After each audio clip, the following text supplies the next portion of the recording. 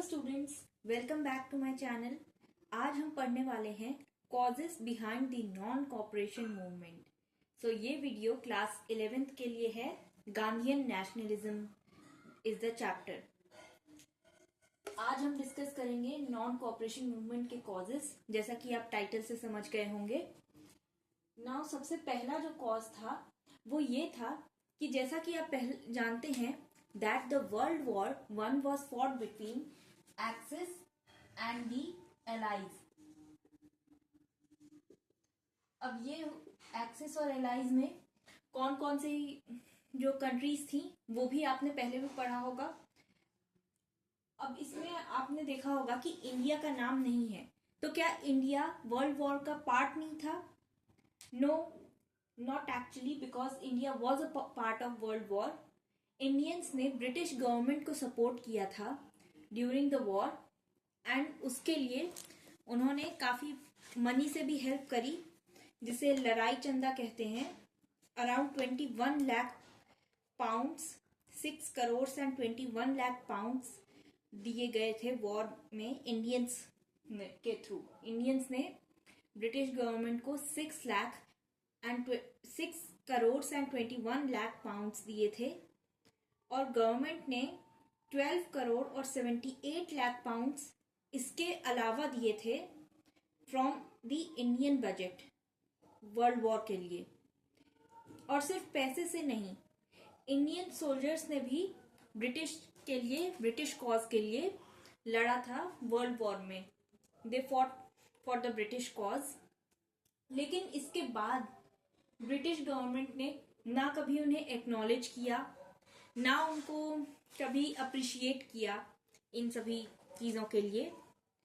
Like जो Indian war, जो war के जो काफी ज्यादा जिन्होंने अपनी ब्रेवरी दिखा करके वॉर जीता था, वॉर को जितवाया था, जिन सोल्जर्स की वजह से ये लोग वॉर जीते थे ब्रिटिश, उनको कभी भी अप्रिशिएट नहीं किया। उनको बिना किसी कोई कॉम्पेंसेशन प्रोवाइड किया उनकी फैमिलीज को। लाइक आफ्टर डेथ जो कॉम्पेंसेशन प्रोवाइड किया जाता है, ना वो प्रोवाइड किया, ना ही उन्होंने कुछ और एफर्ट्स दिखाए टू अप्रिशिएट और to feel gratitude among towards the Indians. इसकी वजह से इंडियंस को बहुत बुरा लगा, because they expected the British government to grant them autonomy. अब ऑटोनॉमी देने का उन्होंने सोचा था कि ऑटोनॉमी देंगे अगर लॉयली सपोर्ट करें हम, लेकिन ऐसा नहीं हुआ। नेक्स्ट जो रीजन था, एक्सेसिव इंक्रीज इन प्राइस। अब वॉर के बाद सारी चीजें भी, बेसिक जो खाने पीने की चीजें, क्लोथिंग्स, हर चीजें महंगी हो गई थी, जिसकी वजह से लोगों का स्टैंडर्ड लो होते गया। अब इसका भी काफी ज्यादा इफेक्ट पड़ा towards the resentment towards the British by the Indians. Next है कि बोल्शेविक रिवॉल्यूशन से इंडियंस को मोटिवेशन मिला, इंस्पिरेशन मिली। अब बोल्शेविक रिवॉल्यूशन क्या था?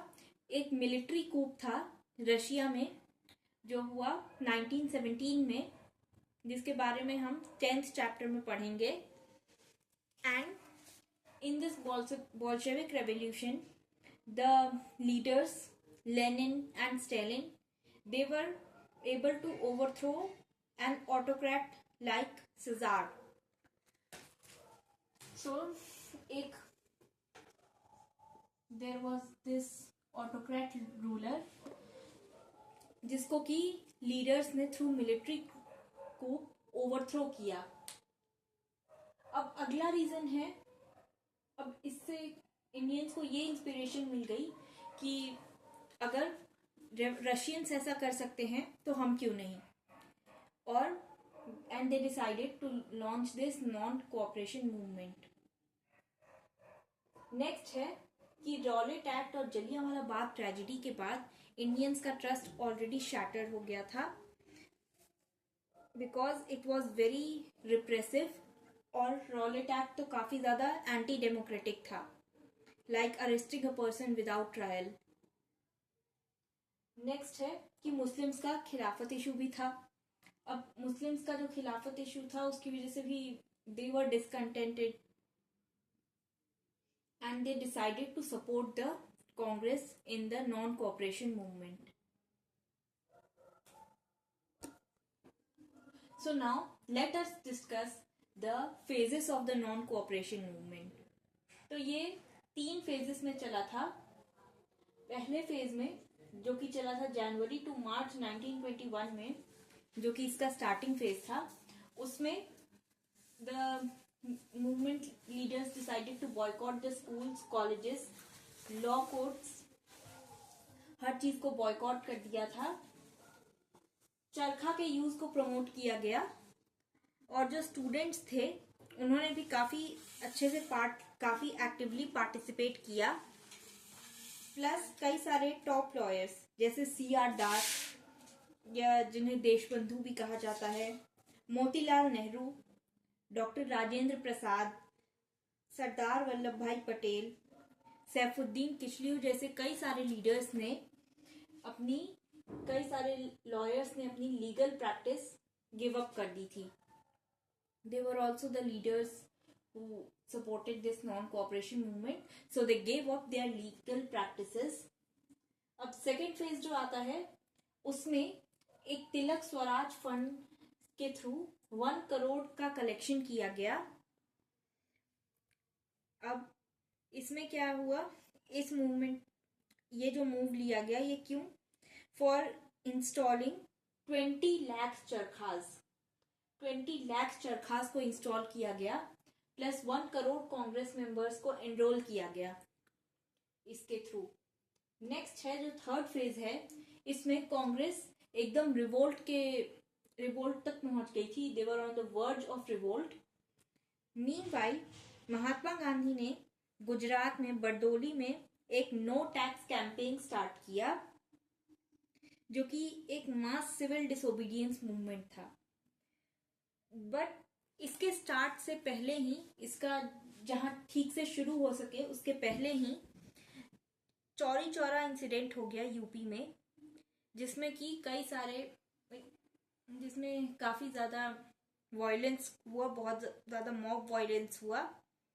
कई सारे पेजेंट्स ने पुलिस स्टेशन को ही जलाने की कोशिश करी, जिसमें 22 पुलिस ऑफिसर्स डाइड।